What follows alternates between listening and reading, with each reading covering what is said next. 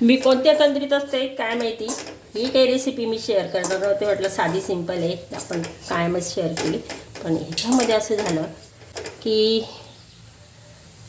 ही भाजी मी सर्व टाकली करायला. याच्यामध्ये तेलामध्ये जिरे मोहरी टाकून लाल तिखट, पुन्हा बेडगी मसाला टाकला, हळद टाकली, मीठ टाकलं आणि भाजीला टाकलं. आणि नंतर लक्षात आलं की हा जो मसाला वाटलेला होता, खोबरं, लसूण आणि शेंगदाणे, हे परतून टाकायचंच राहिलं. ते कच्चं असतं त्याच्यामुळं ते परतावं लागतं. चला आता असा विसरबोळ्याचा परिणाम.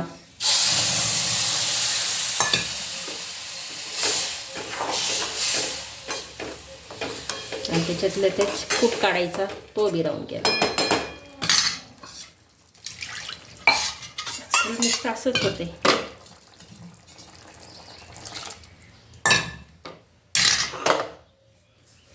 लालची बटाट्याची भाजी साधी सिंपल पद्धतीने, पण त्याच्यातही विसरायला होतं. Good morning everyone. चला, ऊन भरपूर वर आलेलं आहे, 9 पण वाजत आलेले आहे. आज दिवसभर पाणी आहे, त्याच्यामुळे झाडांना पाणी चालू आहे. ह्या झाडांना इकडं लावलं आहे हे सागाला. आता तिथं पण गवत वाढलेलं आहे, ते स्वच्छ करायचं आहे. इकडचं उपटलं असंच वरवर.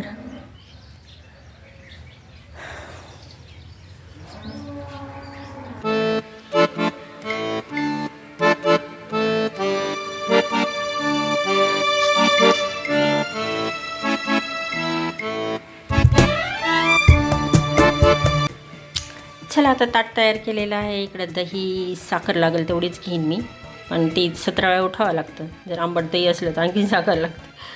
आणि भाजीची मी टेस्ट करून पाहिली, इतकी छान झाली ना, होती गडबड, काय करणार आहे. आणि इकडं चपाती. तर आजचा माझा असा मेनू आहे जेवणाचा. आदल्या दिवशीचं काम मी तुम्हाला दाखवलं, म्हणजे पोर्चमधला अर्धा भाग झालेला होता. आता दुसरा भाग चालू आहे. तर तेवढा भाग तो काल पूर्ण झालेला होता. आणि आता दुसरा भाग करण्यासाठी आता हे इकडं हे कसं मशीन आलं आहे इकडं बघा.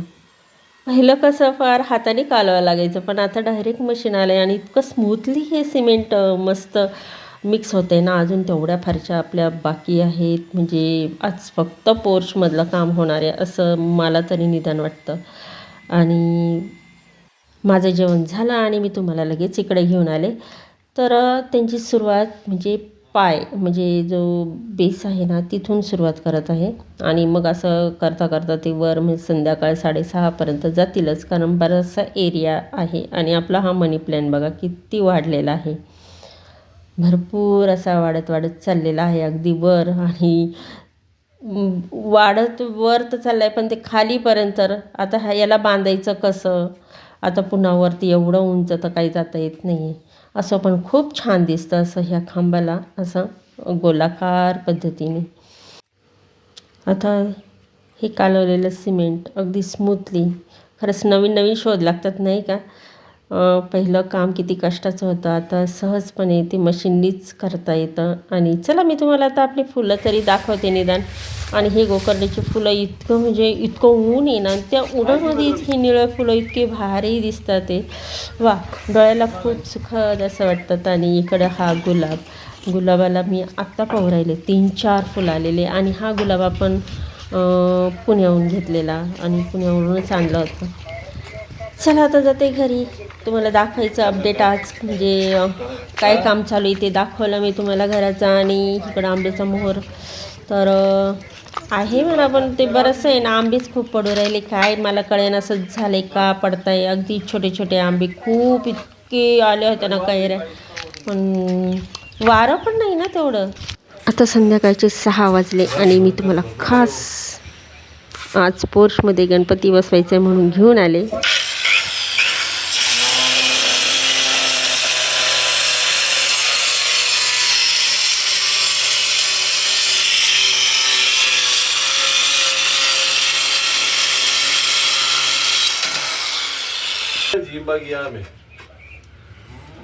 दुपारचे 4:45 वाजले आणि इकडं अशी नळी लावून दिली, इकडं फुटली. पण आता चालू आहे आपल्या कोथिंबिरासाठी. आणि ही बघा, आजच्याच सकाळची दाखवली, आत्ता पण दाखवू राहिलेली आहे. आता संध्याकाळी म्हटलं कसं हे जे ऊन आहे आता कल्लं आहे जरा, म्हटलं जरा थोडंसं जमीन गार झाली आहे, पाणी द्यावं आता आपल्या कोथिंबीराला. एकदम उन्हाच्या पारी काय द्यायचं. आणि तिकडं आहे ना तिची प्रतिमा बसवायचं चालू आहे, पण आता सध्या 4:45 वाजलेले आहे. दाखवते आता, अजून चालू आहे त्यांचं मापं घ्यायचं कामं. तोपर्यंत हे सारं भरून जायचं. थांबली मी इथं. हे कुत्रे ना डायरेक्ट घरात घुसतात, काय करावं म्हणून इथेही थांबावं लागते. हाला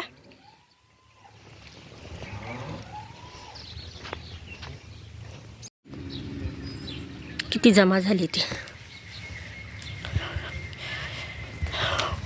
एवढं उन्हामध्ये हे हिरवं हिरवं इतकं छान वाटतंय ना बघायला डोळ्यांनी. आणि सारखं झाडांना पाणीच चालू आहे दिवसभर. आता हे बंद करते, दुसरीकडे लावते. म्हणजे आता काय करते, ही नाही काढते, म्हणजे उद्या डायरेक्ट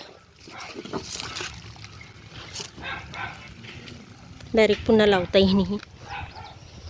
तसं ते पाणी गेलेलं ते डायरेक्ट इकडंच गेलं झाडांना, त्याच्यामुळं काही वाया गेलंच नाही. आणि आता हिनाईचं पाणी चालू आहे. इकडं नारळ आलं, अक्का बसली बाहेर. ही आपली गणपतीची मूर्ती. आता चालले आता लावायचं काम. चला म्हटलं हे बाल्कनीचं आपलं पोर्चमधलं जे आहे गणपतीचं, म्हटलं आता दाखव पै. आता मूर्ती बसवली आहे, बसू राहिलेली आहे.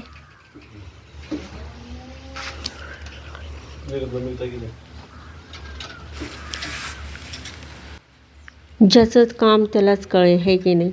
आणि इतकं पद्धतशीरपणे मोजमाप करून एकसुद्धा स्टाईल इकडची नाही का तिकडची नाही, अगदी व्यवस्थित असं मस्त बसवलेलं आहे.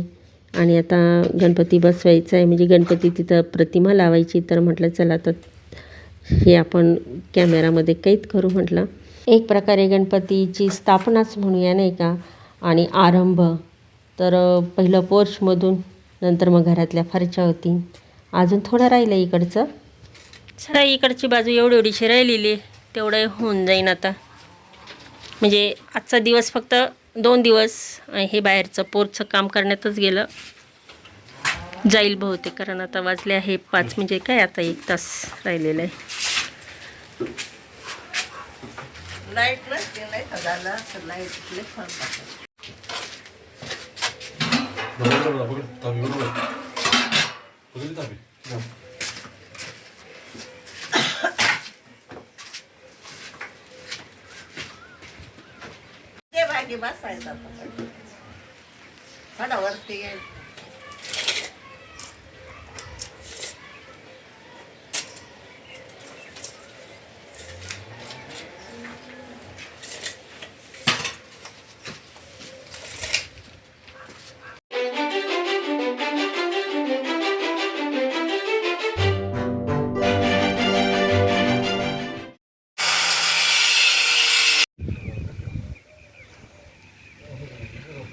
चला झालं आहे आता, मस्तपैकी प्रतिमा बसलेली आहे.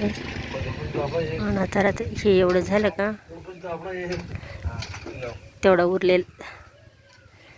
उरलेला भाग झाला का, हा भाग आणि हे कडेचं हे झालं का, झालं पोर्चमधलं. जस्ट याला काय म्हणतात, स्टाईल म्हणतात ना का ग, या स्टाईल होऊन जाते. आता याच्यानंतर फरच्या का ग, हा का, पहिलं म्हणून बाहेरचं काबर केलं आधीच. मी त्यांना म्हणले होते वरच पाहिजे आधी, हां इथलं घेतलं पहिलं. हा का, मग आता ह्या पायऱ्या कधी करायच्या, घरातल्या का त्या काता. अच्छा त्यांच्यावर आहे का सगळं. अच्छा असं, नाही तुम्ही म्हणत होते घरातून बाहेर. पण ती वायर तर गेली ना आता. हां आहे ती वायर तेवढी ठेवली त्यांनी. बाहेरचे बल्ब बंद आहे सध्या. लाईट पण नसते कारण ती सगळं काढली ना पट्टी त्यामुळं. आता ती पट्टी बसवायला आता उद्या बोलवतील इलेक्ट्रिशियन. मग ते येतील मग. खिडक्यांना रंग दिला काळा तर छान दिसत पोर्च. चला आता झालं आज पोर्चचं काम होणारच. म्हणजे पोर्चमधील सगळं स्टाईलचं काम होणार. टाईल्सचं फायनली लुक दाखवते तुम्हाला. मग आता आणखीन थोड्या वेळाने सगळं झाल्यावरच. आता 5 वाजले आता. मला वाटलं हे गेटसुद्धा उखडायची वेळ येते का काय, पण त्यांनी इतकं सुबकतेने असं व्यवस्थित गेटच्या हां आतमध्ये राहिलं तसंच गेटच्या आतमधलं. मग आता यांनी कसं गेट आधी बसवलेलं आहे ना त्याच्यामुळं. त्याच्या अगोदर फारच्या झाल्या असतं तर गेट पण नसता बसता आला असता का आला असता काय माहिती. आता आपल्याला याचा काही एवढा अंदाज नाही आहे. पण गेट कशाला आता आपल्याला काढायचंच नाही ना. तुम्ही काय आता पुढं काल गेट काढणार आहे का. आणि मग